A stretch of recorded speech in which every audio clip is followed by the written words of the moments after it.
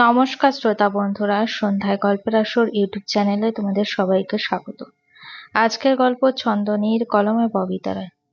অনিমেষ রান্না করতে বারণ করেছে, ফলে কিছুক্ষণ ঘরে কাজকর্ম দিয়ে চলে গেছে।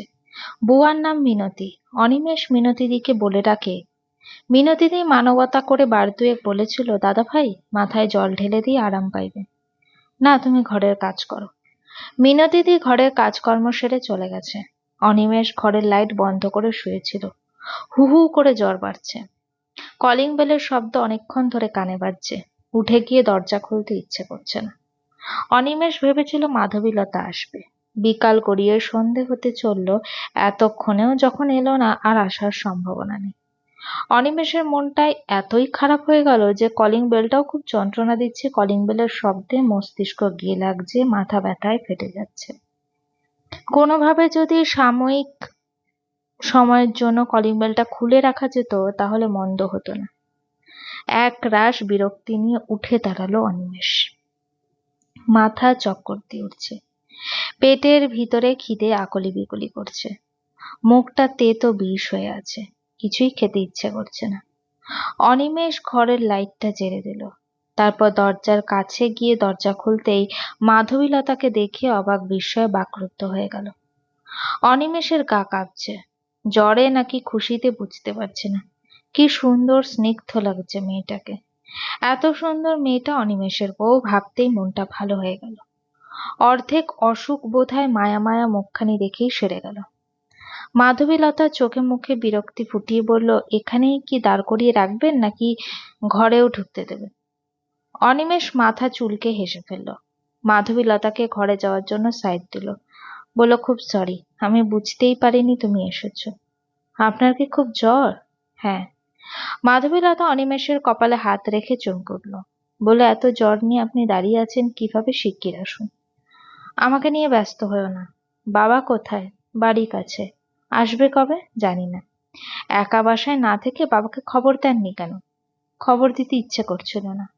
তা করবে কেন? অসুখটা তো ইচ্ছে করে বাঁধিয়েছেন। রেডি হয়ে নিন, ডাক্তারের কাছে যাব। ডাক্তার লাগবে না, এমনিই সেরে যাবে। আপনি বললেই তো আর হবে না। তুমি এত ব্যস্ত হয়েও না মাধবীলতা, বসো প্লিজ। পেটে কি কিছু পড়েছে নাকি উপোস? অনিমেষ উত্তর দিল না। মাধবীলতা দীর্ঘশ্বাস ফেলে বলল, রান্নাঘর কোথায় আমাকে দেখিয়ে দিন, আমি খাবার অর্ডার করে দিচ্ছি।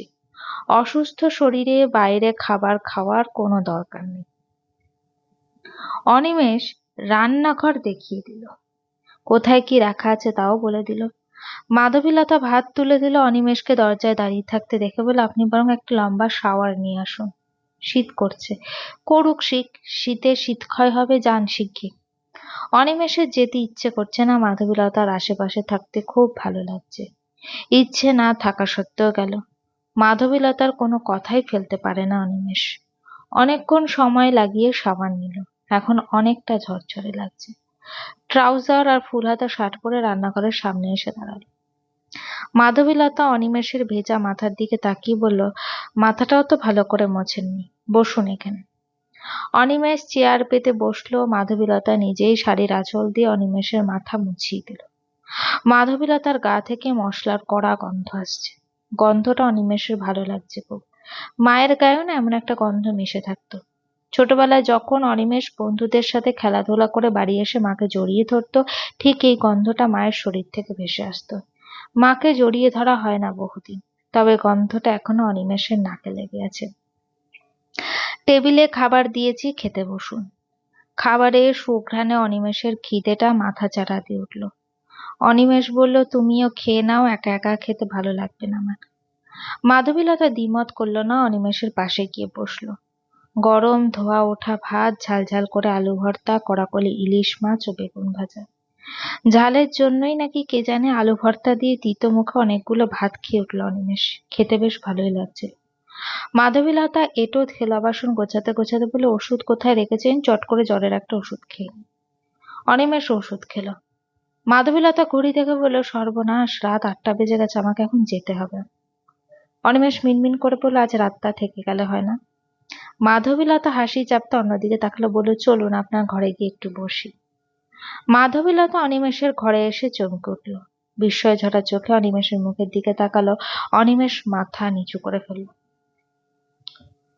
বলুন তো কেন? মাধবীলতা অনিমেষকে ঘরে এসে দেখে চমকে গেছে। মাধবীলতা নিঃশব্দে অনিমেষের ঘরে ঢুকলো। এই ঘরটা খুব পরিপাটি করে গোছানো। শুধু বিছানায় একটা কাঁথা এলোমেলো হয়ে পড়ে আছে। এই ঘরের সবচেয়ে নজরকাড়া দৃশ্য হলো অনিমেষ মাধবীলতার সমুদ্র পাড়ে সেই মনোমুগ্ধকর ছবিটা ঘরের অর্ধেক দেওয়াল জুড়ে বাঁধাই করে টানানো। এতগুলো দিন পর ছবিটা দেখে মাধবীলতার বুকের ভেতর নিঃশব্দে কাঁপন ধরে গেল। বড় ছবিটার একপাশে অনিমেষ মাধবীলতার বিয়ের বেশ কিছু ছবিও আছে, তবে সমুদ্র পাড়ের ছবিটা এই ঘরটাকে যেন আলাদা এক সৌন্দর্যের মাত্রা এনে দিয়েছে। ছবিতে সমুদ্রের ঢেউ খেলানো জল থই থই করছে। জলের মাঝখান থেকে টকটকে লাল রঙা বিশাল সূর্যটা আকাশের দিকে ছুটে যাচ্ছে। মাধবীলতা সমুদ্র পাড়ে দাঁড়িয়ে মুগ্ধ দৃষ্টিতে সূর্যের দিকে তাকিয়ে আছে। অনিমেষ মাধবীলতার পেছনে ঘনিষ্ঠ হয়ে দাঁড়ানো, এক হাত দিয়ে সূর্যটাকে মাধবীলতাকে দেখাচ্ছে। ছবিটা এত দারুণ এসেছে যে চোখ সরাতে ইচ্ছে করছে না। মাধবীলতা ছবিটার দিকে হাত উঁচিয়ে অনিমেষকে দেখালো। অস্ফুট স্বরে বলল, আপনি বলছিলেন না এই ছবিটা ডিলিট করে দেওয়া হয়েছিল, তাহলে ছবিটা এখানে এলো কিভাবে? আসলে মাধবীলতা অনিমেষের চোখের দিকে তাকিয়ে বলল, আসলে কি অনিমেষ দা? অনিমেষ চোখ দুটো নিচের দিকে নামিয়ে নিল। বিড়বিড় করে বলল, ছবিটা এত ভালো এসেছে না, ডিলিট করতে ইচ্ছে করেনি, তাই রেখে দিয়েছি। আজও অনিমেষ সত্যিটা স্বীকার করলো না, কৌশলে পাশ কাটিয়ে গেল। মাধবীলতা তো এত সহজে ছাড়ার পাত্রী না। বলল, ছবিটা রেখে দিয়েছেন ভালো কথা, এত বড় করে টানিয়েছেন কেন? যদি আপনি অন্য কাউকে বিয়ে করতেন সে কি কখনো মেনে নিত তার বরের পাশে অন্য মেয়েকে? উল্টে আপনাদের নতুন সংসারে ঝামেলা লেগে যেত। মেয়েটি আমাকে হয়তো খুব গালিগালাজ করতো। তোমার অসম্মান হবে এমন কোনো কাজ আমি কখনোই করতাম না।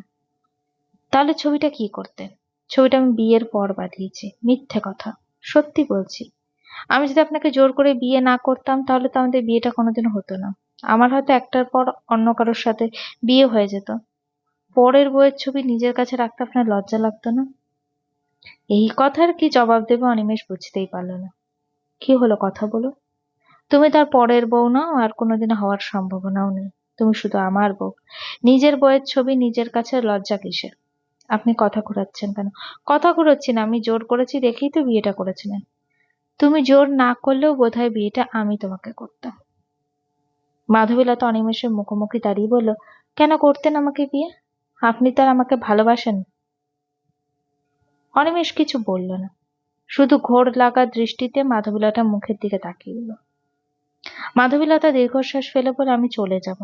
অনিমেষের বুকের ভেতর কি যে কামড় ধরল। মলিন কণ্ঠে বলল, আজ রাতটা থাকো না প্লিজ। থেকে কি হবে? কিছু না হোক, তবুও থাকো। বললাম তো না। তুমি কি রাগ করেছো? শুধু শুধু রাগ করবো কেন? বুঝতে পারছি না। না বোঝাই ভালো। মাধবীলতা, আমি কোনো কথা শুনবো না। আমার জ্বর বাড়ছে, কোথাও যেতে ইচ্ছে করছে না। আপনাকে তো কোথাও যেতে বলছি না, আমি একাই যেতে পারবো। এত রাতে তোমাকে কিছুতেই একা ছাড়বো না আমি। আপনি না ছাড়লেও আমি যাব। আপনি আমাকে আটকে রাখার কে? তুমি শুধু শুধু আমার সাথে ঝগড়া করছো। আমি কে তুমি খুব ভালো করেই জানো। অধিকার ফলাতে চাচ্ছেন? অনিমেষ এক টানে মাধবীলতাকে কাছে টেনে নিয়ে আস্তে পৃষ্ঠে জড়িয়ে ধরল। মাধবীলতা অনিমেষের বুকে মুখ গুজে নিঃশব্দে কেঁদে দিল। ভেজা কণ্ঠে বলল, ছাড়ুন বলছি। আপনার গা আগুনের মতো গরম, আমার খুব হাঁসফাঁস লাগছে। লাগুক, তবুও ছাড়ব না। ছেড়ে দিন, আমি চলে যাব। কোথায় যাবে তুমি? যেখান থেকে এসেছি। আগামীকাল যাবে। আমি এক্ষুনি যাব। অনিমেষ আরেকটু গাঢ় ভাবে মাধবীলতাকে জড়িয়ে ধরল। মাধবীলতা কানের কাছে মুখ সুর করে দুটো লাইন গাইল, সব কথা বলে না হৃদয়, কিছু কথা বুঝে নিতে হয়।